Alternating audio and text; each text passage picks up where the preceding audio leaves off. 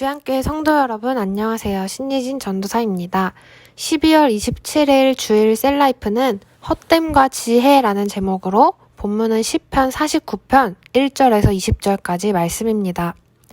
시인은 뭇 백성들아 이를 들으라. 세상의 거민들아 모두 귀를 기울이라. 귀천 빈부를 막론하고 다 들을지어다 라는 말로 지혜를 외치기 시작합니다. 시인이 말하는 지혜는 재물도 삶도 모두 헛되다는 것입니다. 그렇다면 무엇이 중요한 것일까요? 주어진 본문을 통해 헛됨 속에서 나타나는 인생의 지혜를 살펴보도록 하겠습니다. 첫 번째로 재물이 헛되다는 것입니다. 6절과 7절입니다. 재물이 헛된 이유는 형제를 구원할 수 없기 때문입니다. 인생에서 가장 중요한 것은 재물의 많고 적음이 아니라 구원의 문제입니다. 그러므로 사랑하는 부모, 형제, 자녀, 이웃에게 세상에서 가장 귀한 분을 전해 그들의 영혼이 구원받을 수 있도록 해야 합니다. 그런데 이는 돈으로는 할 수 없습니다. 재물 또는 명예, 그 어떤 부유함으로도 자기의 형제를 구원할 수 없습니다. 그를 위한 속전을 하나님께 바칠 수도 없습니다. 속전은 생명을 건지기 위해 지불되는 대금입니다. 8절에 보면 그 속전은 값이 너무 엄청나서 영원히 준비해도 마련할 수 없다고 말합니다. 사람은 사람을 구원할 수 없습니다. 사람은 사람을 공감할 수는 있습니다. 하지만 심각한 죄의 문제를 해결해 줄 수는 없습니다. 그런데 우리를 공감하시고 죄의 문제를 해결하기 위해 하나님이 저희를 찾아오셨습니다. 눈높이를 맞추고 공감하고 해결하기 위해서 세상을 지으시고 다스리시는 왕이신 분이 저희에게 오셨습니다. 그리곤 너무 엄청난 그 속량의 값을 지불하셨습니다. 자신의 피로 말입니다. 예수님만이 그 너무 엄청난 그 속전을 마련해 주실 수 있는 유일한 분입니다. 또 재물이 헛된 이유는 형제를 구원할 수도 없을 뿐더러 죽으면 가져갈 수 없기 때문입니다.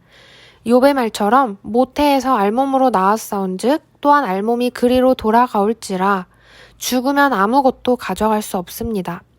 하지만 지혜 없는 어리석은 자들은 11절과 같이 영원하지 않은 것을 영원할 것이라고 착각합니다. 이들의 결국은 14절 스올에서 사망이라는 목자를 따라 거하게 될 것입니다. 재물은 좋은 것입니다. 하지만 재물을 다스리지 못하면 이는 일만하게 뿌리가 됩니다. 하나님의 성도들은 재물을 자랑하지 말고 하나님을 자랑해야 합니다. 죽어서 가져갈 수 없는 재물은 주신 분의 뜻대로 이 땅에서 가난한 자들을 돕고 섬기는 일에 사용되어 청지기로서의 사명을 다해야 할 것입니다. 두 번째는 삶이 헛되다는 것입니다. 9절에서 10절입니다. 결국 재물과 삶이 헛되다는 것은 끝에 죽음이 있기 때문입니다. 영원한 육의 삶은 없습니다. 지혜로운 사람이나 어리석은 사람이나 사람은 모두 죽음을 맞이하게 됩니다. 마치 멸망하는 짐승같이 말입니다. 전도서 3장 19절은 인생이 당하는 일을 짐승도 당하나니 그들이 당하는 일이 일반이라 다 동일한 호흡이 있어서 짐승이 죽음같이 사람도 죽으니 사람이 짐승보다 뛰어남이 없음은 모든 것이 헛됨이로다 라고 말합니다. 죽음 앞에 짐승이나 사람이나 다 거기서 거기라는 말이지요. 이어서 16절은 악한 권세자를 두려워할 필요가 없다고 말합니다. 17절에서 19절 그가 죽음에 가져가는 것이 없고 그의 영광이 그를 따라 내려가지 못함이로다. 그가 비록 생시에 자기를 축하하며 스스로 좋게 함으로 사람들에게 칭찬을 받을지라도 그들은 그들의 역대 조상들에게로 돌아가리니 영원히 빛을 보지 못하리로다. 죽을 때 모든 영광도 칭찬도 재물도 아무것도 가져갈 수 없습니다. 결국 어차피 죽을 거 뭐 하러 열심히 살아야 할까요? 너무도 허무하고 의미 없는 인생 아닌가요? 그러나 성경은 저희에게 삶의 헛됨 속에서 인생의 지혜를 발견하게 합니다. 20절입니다. 존귀하나 깨닫지 못하는 사람은 멸망하는 짐승 같도다 라는 이 말씀에는 무언가 살면서 반드시 깨달아야 할 것이 있다는 뜻입니다. 그리고 이것은 요한복음 17장 3절.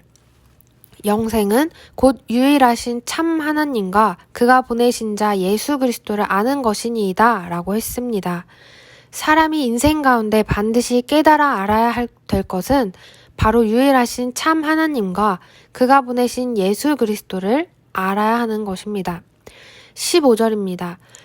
하나님의 영접은 저희를 스올이 아닌 천국에서 살게 합니다. 이것을 아는 것이 바로 지혜입니다. 지혜는 죽음 뒤 또 다른 삶이 있다고 말합니다.